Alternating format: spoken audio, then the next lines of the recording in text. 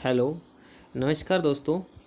आज हम बात कर आज हम बात करते हैं 1 से लेके 300 अनुच्छेद, वो भी बिल्कुल एकदम हिंदी में देखेंगे अपने।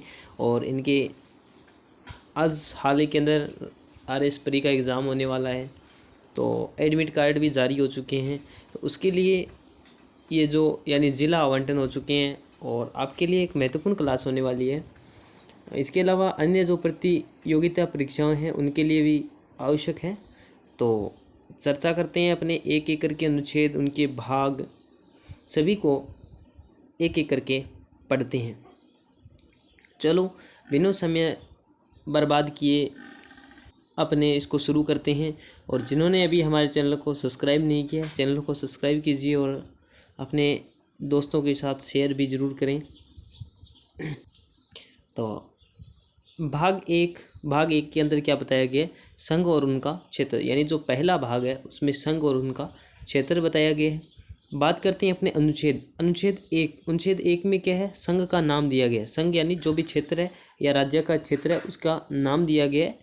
और अनुच्छेद 2 में क्या दिए गए? नए राज्यों का प्रवेश या स्थापना दिया गया है।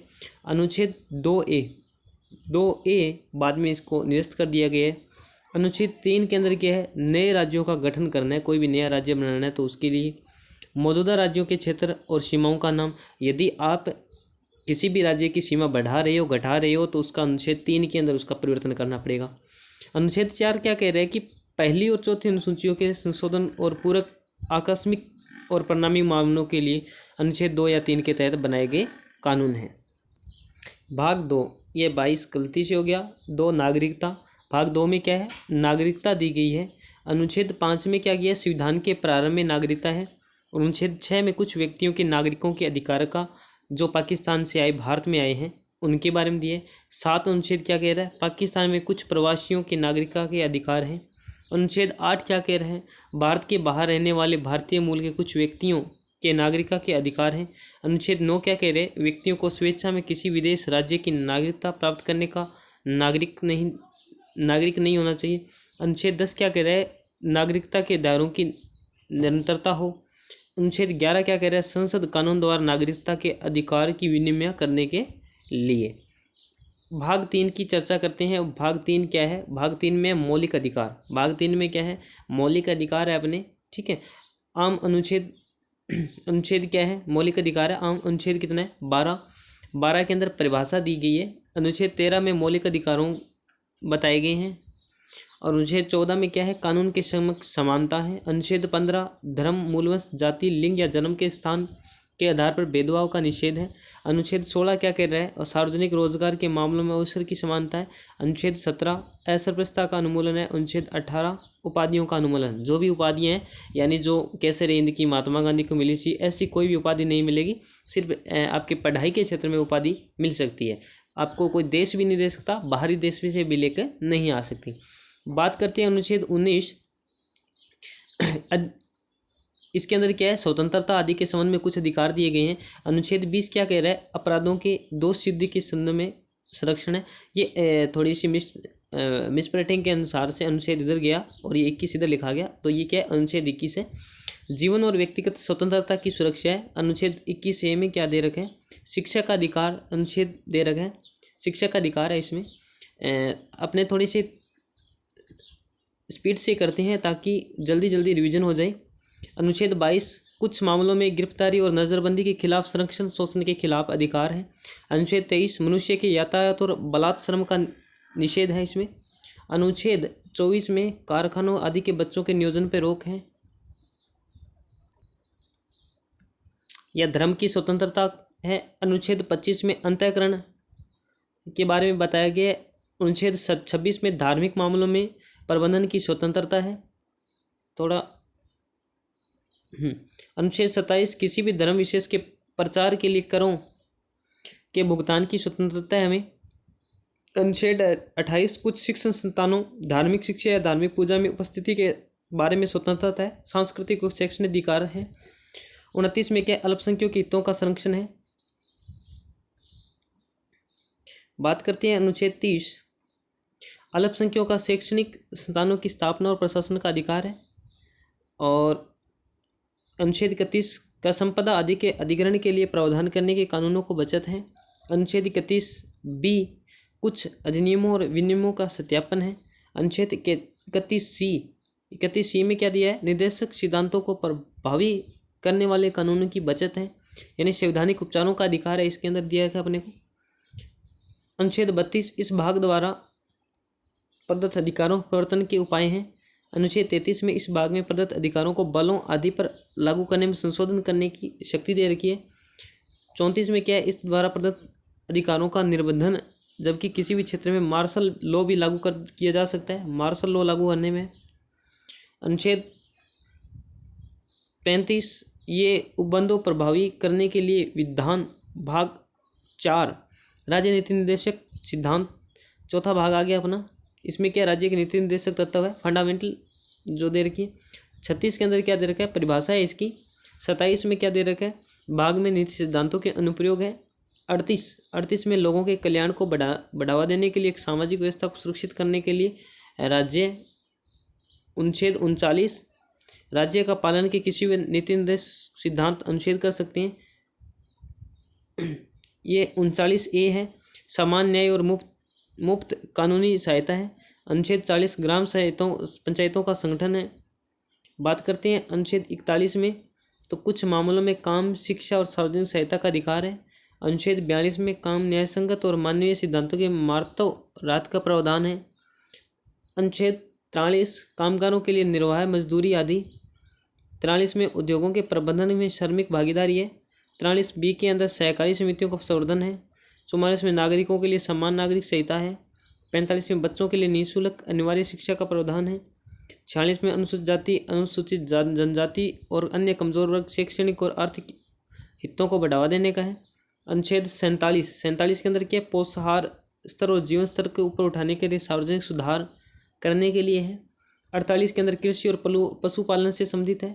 48 के अंदर यानी 48A के अंदर क्या है, पर्यावरण संरक्षण, सुधार और वन्य जीवों की सुरक्षा करना है, इंपॉर्टेंट है अपने लिए ये भी। 19 राष्ट्रीय महत्व को स्मारकों, स्थानों, वस्तुओं का संरक्षण है, ये भी 49 नंबर इंपॉर्टेंट है। न्यायपालिका और कार्यपालिका से अलग करता है 50 नंबर। अंतर्राष्ट्रीय शांति सुरक्षा को बढ़ावा 51 नंबर देता है। बात करते हैं भाग 4(1) मौलिक कर्तव्य। अनुच्छेद 51A मौलिक कर्तव्य है। भाग 5 संघ, अध्याय 1 में कार्यकारी है। बात करते हैं आगे राष्ट्रपति और उपाध्यक्ष के अनुच्छेद आगे 52 नंबर में क्या आ गया, भारत में राष्ट्रपति होना चाहिए, एक राष्ट्रपति होना चाहिए, ठीक है, एक क्या होना चाहिए, राष्ट्रपति होना चाहिए। संघ की कार्यपालिक शक्ति होती है, राष्ट्रपति का चुनाव है 54 नंबर में। अनुच्छेद 55 में राष्ट्रपति के चुनाव का तरीका है। 56 के अंदर राष्ट्रपति के पद का कार्यकाल है। 57 में पुनर्निर्वाचन की है, यानी राष्ट्रपति को त्यागपत्र वगैरह वगैरह दे दे तो राष्ट्रपति के रूप में चुनाव की योग्यता भी दे रखी है। राष्ट्रपति कार्यकाल की शर्तें हैं। 60 में राष्ट्रपति द्वारा शपथ है। 61 में राष्ट्रपति का पर महाभियोग कैसे लगा सकते हैं अपने। 62 में अध्यक्ष पद की रिक्तियां भरने का स्थान है। 63 में भारत में भारत में एक उपराष्ट्रपति भी अपने बना सकते हैं।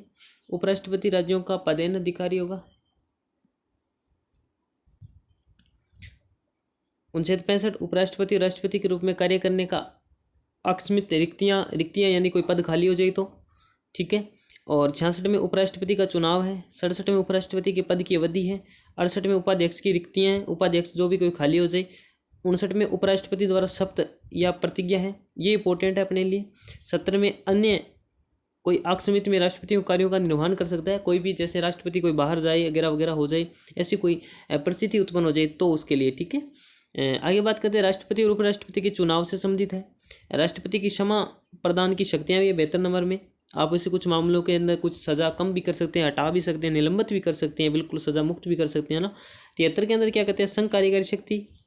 74 में मंत्रिमंडल राष्ट्रपति की सहायता। 75 में मंत्रियों के रूप में अन्य प्रावधान।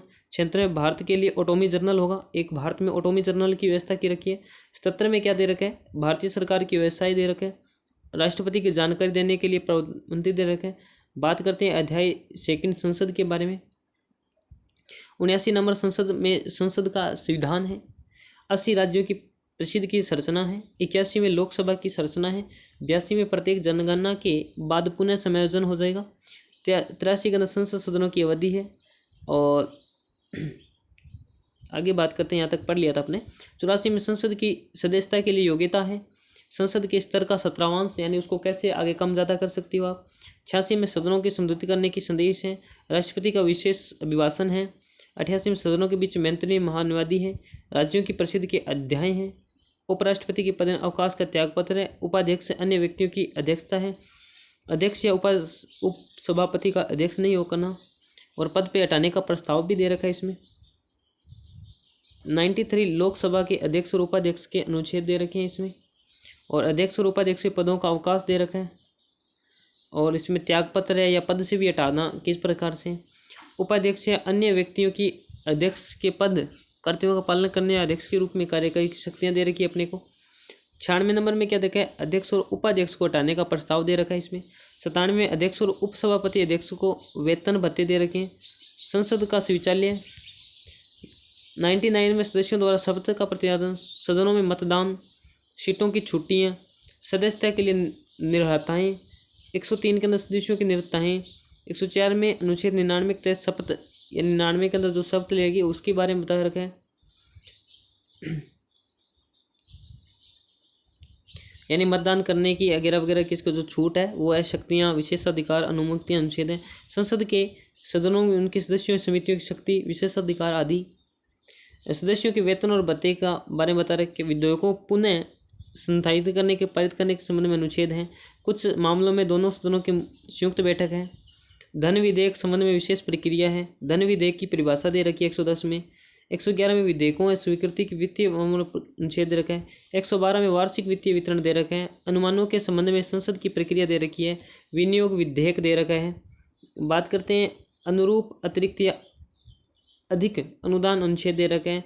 16 में लेखों पर वोट या क्रेडिट वोट अनुदान दे रखे हैं। 117 में वित्तीय विधेयक के रूप में दे रखा है। 18 प्रक्रिया के नियम दे रखे हैं। 19 में वित्तीय व्यवसाय के संबंध में कुछ जानकारी दे रखी है। 120 में संसद की भाषा का जो प्रयोग है वो दे रखे हैं। 121 अनुच्छेद में क्या संसद पे चर्चा और प्रतिबंध, और 22 में न्यायालयों का संसद की कार्यवाही की जांच न करना, और अध्याय 3 के अंदर क्या दे रखा है, राष्ट्रपति की विधायी शक्तियाँ। 123 में संसद के अवकाश के दौरान अध्यादेश जारी कैसे कर सकते हैं। अब बात करते हैं अपने संघ न्यायालय की, और अनुच्छेद 124 के अंदर क्या कह रहा है, उच्चतम न्यायालय की स्थापना, ठीक है, या उसका गठन कैसे कर सकते हैं अपने। 124A के अंदर राष्ट्रीय न्यायिक नियुक्ति आयोग है। 24B के अंदर कार्य दे रखे हैं इसके। 24C के अंदर कानून बनाने की शक्ति जो संसद को दे रखी है। 25 में न्यायाधीशों का वेतन दे रखा है, और 26 में कार्यवाहक मुख्य न्यायाधीश की नियुक्ति दे रखी है। 27 में न्यायाधीशों की नियुक्ति दे रखी है। 28 में उच्चतम न्यायालय की बैठक दे रखी है, और 29 में सुप्रीम कोर्ट रिकॉर्ड दे रखा है अपने को, और 30 के अंदर सुप्रीम कोर्ट की सीटें दे रखी है। 31 में उच्चतम न्यायालय का मूल अधिकार क्षेत्र दे रखे हैं। 31A में निरस्त कर रखा है इसे। अनुच्छेद 132 में कुछ मामलों में उच्च न्यायालयों की अपीलों उच्चतम न्यायालय की अपील दे रखी है। 133 में दीवानी मामलों के संबंध में उच्च अपीलों के उच्चतम न्यायालय का अपीलीय क्षेत्राधिकार दे रखा है अपने को। 134 में आपराधिक जो मामले हैं उसमें सर्वोच्च न्यायालय को आप अपील कर सकते हो। 34A के अंदर उच्चतम न्यायालय के अंदर अपील के प्रमाण पत्र भी अपने को मिलेंगे। 35 में मौजूद कार्य के तहत संघीय न्यायालय की आधारिकता और शक्तियों का सर्वोच्च न्यायालय द्वारा प्रयोग किया जा सकता है। अनुच्छेद 136 में उच्चतम न्यायालय द्वारा अपील के लिए विशेष अनुमति है आपको, विशेष है, यदि आपको मतलब स्टेट पे नहीं होता तो आप केंद्र में भी जाके अपील कर सकते हो। 137 उच्चतम न्यायालय द्वारा निर्णय आदेश की समीक्षा करना। उच्चतम न्यायालय के क्षेत्राधिकार का विस्तार, कुछ रीट जारी कर सकते हैं आप। 39 के अंदर कुछ रीट लगा सकते हो, आप रीट लगा सकते हो। और 39 में एक के अंदर क्या है, एक तिपीय मामलों के अंदर, एक तिपीय जो भी मामले हैं उनके अंदर। 40 में उच्चतम न्यायालय की सहायक शक्तियाँ दे रखी है अपने को। 41 में उच्चतम न्यायालय द्वारा घोषित कानूनी सभी दे रखे हैं, और उच्चतम न्यायालय के आदेश भी दे रखे हैं अपने को। 43 में सर्वोच्च न्यायालय के परामर्श हेतु राष्ट्रपति की शक्तियाँ हैं, वो परामर्श ले सकता है राष्ट्रपति दे या न दे उसकी बात है। सिविल और न्यायिक प्राधिकरण सर्वोच्च न्यायालय की सहायता के लिए कार्य करने का अनुच्छेद है। 144A को निरस्त कर दिया है। 45 के अंदर न्यायालय के नियम दे रखे हैं। 46 के अंदर अधिकार और सेविक उच्चतम न्यायालय के खर्चे दे रखे हैं, इसमें खर्चे भी दे रखे हैं।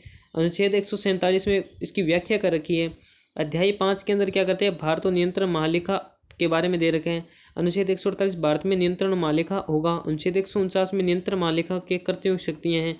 150 संघ और राज्यों के खातों के प्रपत्र हैं। अनुच्छेद 151 में लेखा परीक्षा पर्यटन है। तो ये अपने कुछ 151 अनुच्छेद पढ़े। बाकी के बढ़ते हैं एक नेक्स्ट वीडियो में, तब तक के लिए धन्यवाद। आपको ये वीडियो अच्छा लगा होगा तो आशा करते हैं आप अपनी तैयारी को बहुत अच्छा रखें। मिलते हैं एक नेक्स्ट वीडियो में। जय हिंद।